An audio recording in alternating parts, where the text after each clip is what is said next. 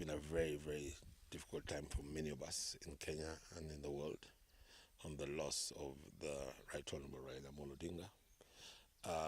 I had come to CI on Tuesday evening to attend the investor conference on Wednesday.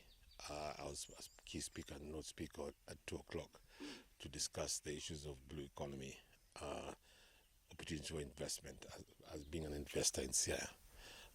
Discuss the issue of Lake Kanyaboli, to discuss the issue of Dominion, to discuss the issue of having airstrip as a border airstrip in Sia County, and the potential on Lower Zoya on agriculture when it comes to blue economy, and the huge potential we have as a county.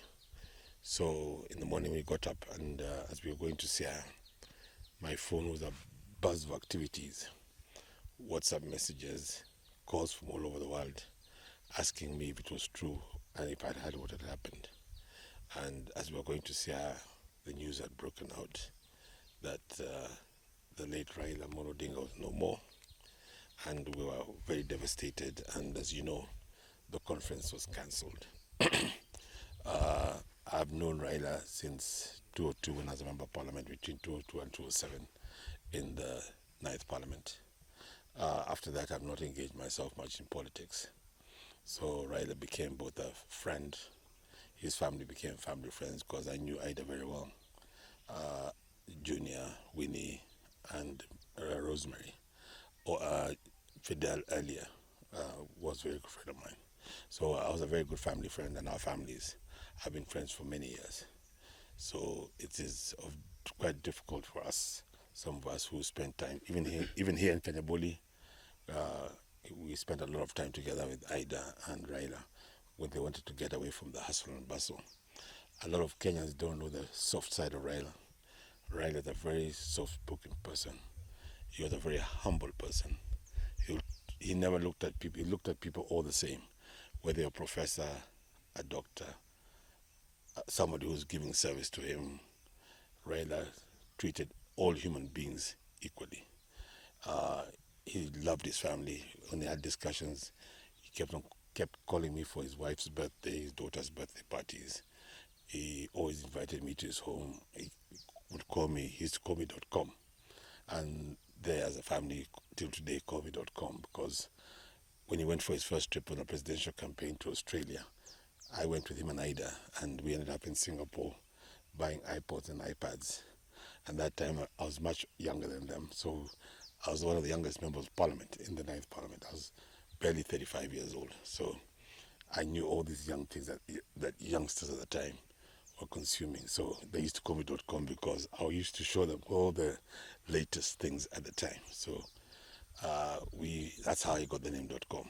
And I used to call him Jacom, and I call Mama Minping till today. And that's the only language I used between myself and them. So yes, one thing I would tell you about Raila is that even in the battles that he had, he always left a window for negotiations in politics. He never bombed bridges, he never destroyed bridges. He was always optimistic. That's why he would talk even to people who were his competitors. I remember one time when we had gone to Ethiopia when he was infrastructure minister of the AU. He in a small discussion, even people like at a later stage of life, he told me he trusts Sahur with his heart when he was going for the campaigns in the last election. So he trusted people, he put trust in a lot of people, and when he trusted you, he trusted you. So that's something that was very specific to Raila. That was something that he did. He trusted a lot of people, and a lot of people also let him down in that trust.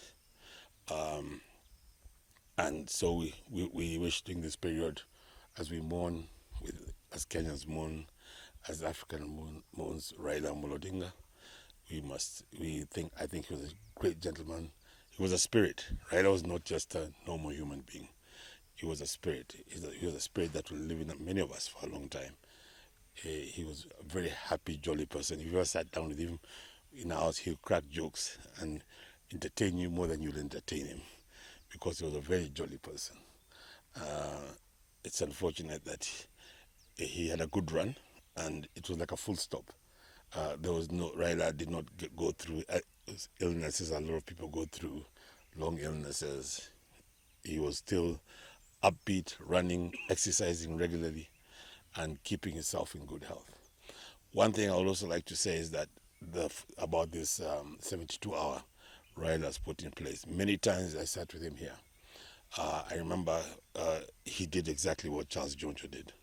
Raila was not amused about how our community, especially the Luos, and not only Luos, us as Africans, will spend lots of money at funerals, spend a lot of time keeping bodies in mortuaries. It didn't amuse him at all. And he tried to talk about it in funerals. He tried to talk about it in functions, and a lot of people wouldn't listen to him.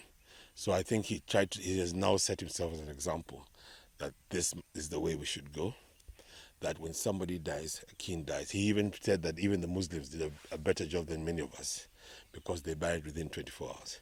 But he believed that as a community, that we and even Africans should not spend miserizing the family, burdening the family with huge funeral expenses, feeding people, entertaining people at the hour of death. And I remember one time when we used to do fundraisings and Raila had control on how the money was raised.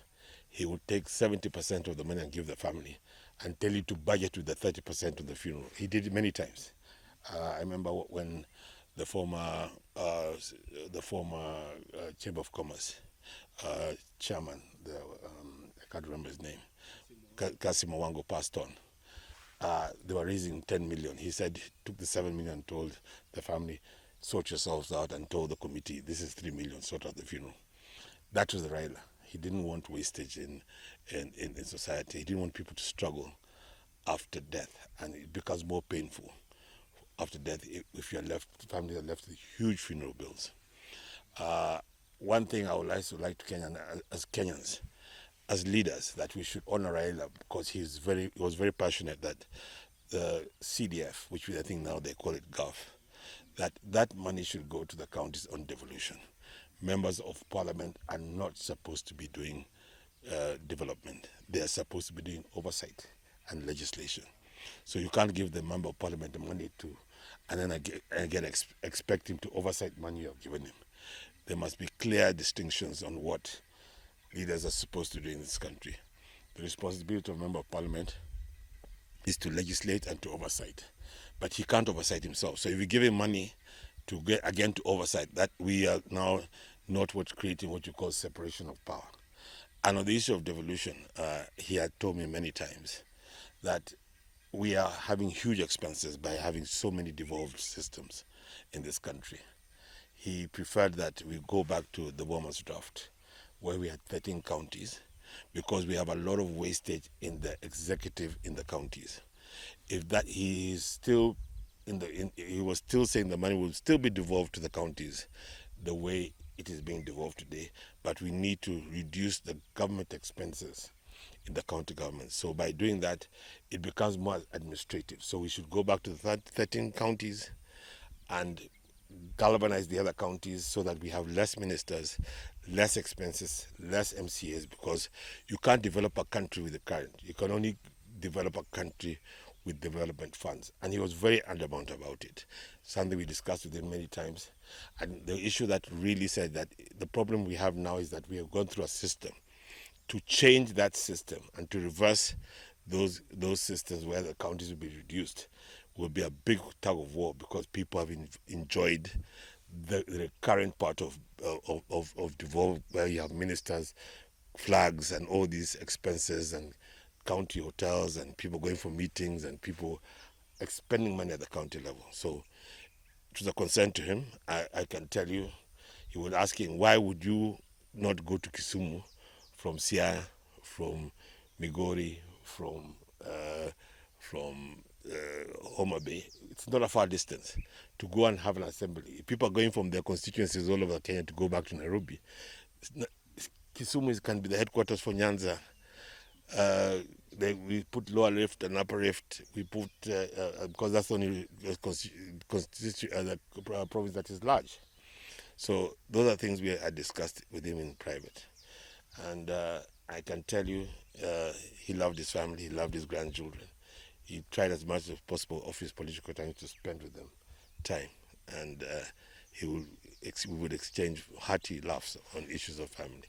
So, with those very remarks, I would like to also talk about our current situation as a party ODM. It's interesting that we had a rush to without consultation across the board to put in somebody interim at this particular moment. I think it would have been respectful for us, even as a party, that until we get put like Honorable Raila to rest, that we don't start engaging in hefty things. It is not a president. ODM is a party, it's a national party. We need to look and consult broadly before we do certain things as a party.